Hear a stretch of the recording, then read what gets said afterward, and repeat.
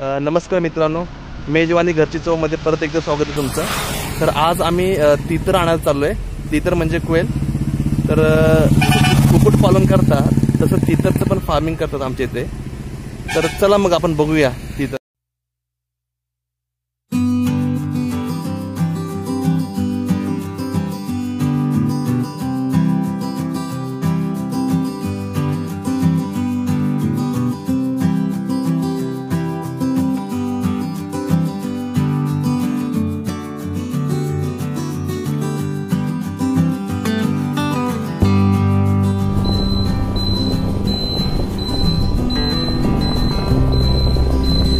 हे बघा मित्रांनो, आपण आता तीतर पालन फार्मिंगच्या इथे आलो आहोत।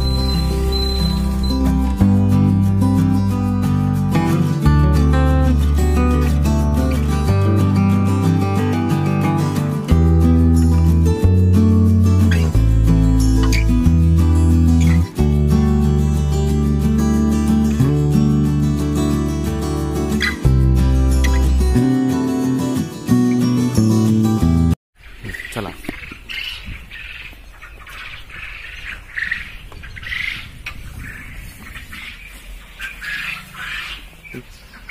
ठीक आहे। नमस्कार मित्रांनो, आता मित्रांनो, आता आपण आलो आहोत व्यंकटेश हॅचरिंगच्या जॅपनीज क्वेल फार्मिंग मध्ये। तर आता सर आपल्याला माहिती देतील एक्झॅक्टली। सर प्लीज ती माहिती देता का? हां नमस्कार। हा व्यंकटेश्वर हॅचरिंगचा जॅपनीज क्वेल फार्म आहे। त्याच्यामध्ये क्वेल बर्ड्स आहेत। हा पोल्ट्रीमधला सगळ्यात छोटा पक्षी म्हटलं तरी काही हरकत नाही। पोल्ट्रीमध्ये ब्रॉयलर पक्षी जर बघितला तर ते 40 दिवसामध्ये 2 किलोचा होतो। हा 40 दिवसामध्ये 200 ग्रामच्या आसपास होतो। हा पक्षी खाण्यासाठी एकदम उत्तम आणि चविष्ट पक्षी आहे। हा मांसल पक्षी आहे। याच्यामध्ये प्रोटीनची मात्रा जी आहे ते 20.54% प्रोटीनची मात्रा असते। याच्यामध्ये सर्वात कमी फॅट आहे आणि हा पक्षी कोलेस्ट्रॉल फ्री आहे, म्हणजे कोलेस्ट्रॉल ह्याच्यात फारच कमी आहे। ओके। त्यामुळं हा पक्षी जो आहे खाण्यासाठी एकदम उत्तम आहे। ज्याची रोगप्रतिकारक शक्ती कमी जी असते त्या लोकांना हा खाण्यासाठी एकदम चांगला पक्षी आहे। त्याच्यामध्ये गरोदर माता, लहान मुलांच्या मेंदूची वाढ होण्यासाठी हा एकदम उत्तम आहे आणि लहान मुलांच्या शरीराची पण एकदम चांगली वाढ वगैरे होते याच्यामध्ये। ठीक आहे। हां, तुम्ही माहिती करा।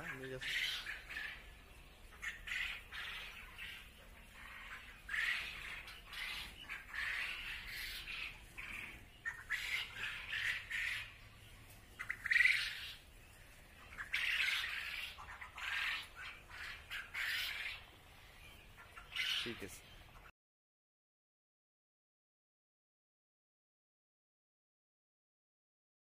नमस्कार मित्रांनो, तर आता आपण हे तीतर जे आणले ते सकाळी त्याची आपण आज रेसिपी करणार आहोत। तर आई, आज रेसिपी म्हणजे काय करणार आहे एक्झॅक्टली तीतरचं? त्याची सुकी भाजी करणार आहोत। सुकी भाजी करणार। हा ठीक आहे, चालते। ठीक आहे। मसाला काय घेतले आपण आता? हे भाजून सुका खोबरं घेतलेले, कोथिंबीर आहे, लसूण आहे, घरचा मसाला, मीठ, हळद आणि तेल। ओके, बस। तर आता काय याला करायचं? जास्त मसाला लागत नाही। ठीक आहे। आणि ही टेस्टी भाजी लागते। आता आपण काय करायचं? आता मिक्सर मधून बारीक करून घ्यायचंय का? हो, पण अगोदर आपण ही शिजत घालायला घेऊ। ओके, शिजत घालायचं ना? ठीक आहे चालते। तर आता आपण हे पातेलं गरम करत ठेवलंय मित्रांनो। तर आता आपण अगोदर तीतर शिजवून घेऊया। एक छोटी वाटी तेल घेतलंय।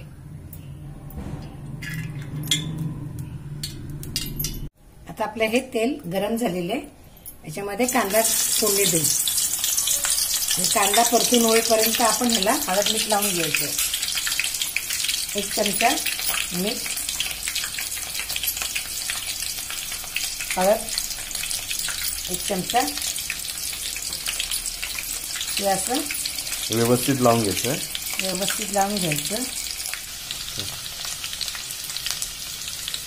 हे असं आता आपण तेलामध्ये सोडून द्यायचं।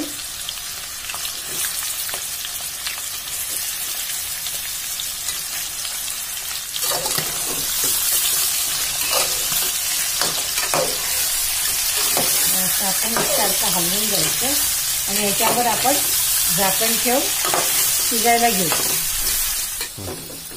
आता याच्यावर आपण पाणी ठेवून झाकून घेऊ. एक 10 मिनिटं याला शिजायला वेळ लागेल. ओके, फक्त 10 मिनिट. ठीक आहे, चालेल. तोपर्यंत आपण मसाला वाटून घ्यायचा. ठीक आहे. आता मित्रांनो, आपण आता मसाल्याची तयारी करून घेऊया. नाही, आता आपण मसाला हा वाटून घ्यायचा एवढासा आणि नंतर वरून मसाला घालायचा. ओके. आता आपण ते तर शिजले का बघून घेऊ.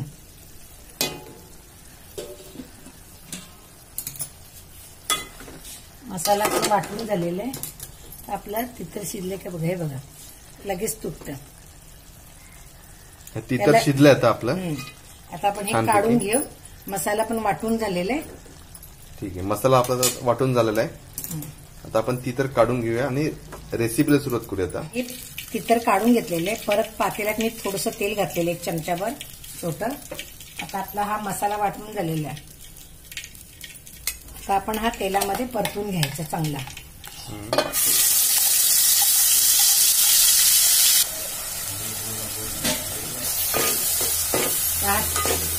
मसाला एकदम भाजून घ्यायचा छानपैकी तेलामध्ये. आता आपला मसाला तेल सोडायला लागलंय. आता आपण याच्यात घरचा मसाला घालून घेऊ. मुंबई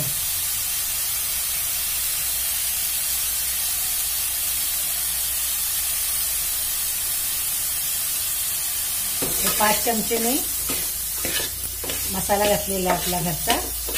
तर हा एकसारखा एक जीव करून घ्यायचा. आणि हे पाणी आपण मसाल्याचं आहे की नाही ते याच्यामध्ये ओतायचं.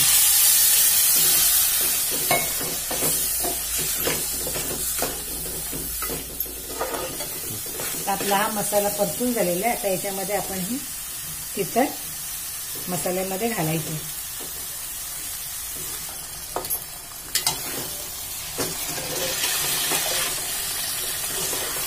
चांगले परतून घ्यायचे असे.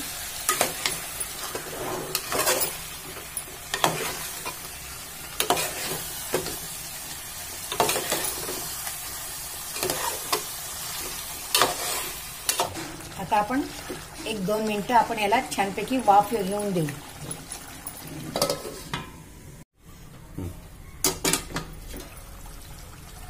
आता मस्तपैकी वाफ आलेली. आता आपलं हे सुकं तिखट मसाला तयार झालेला आहे. खाण्यासाठी आपलं हे तिखट खाण्यास तयार आहे.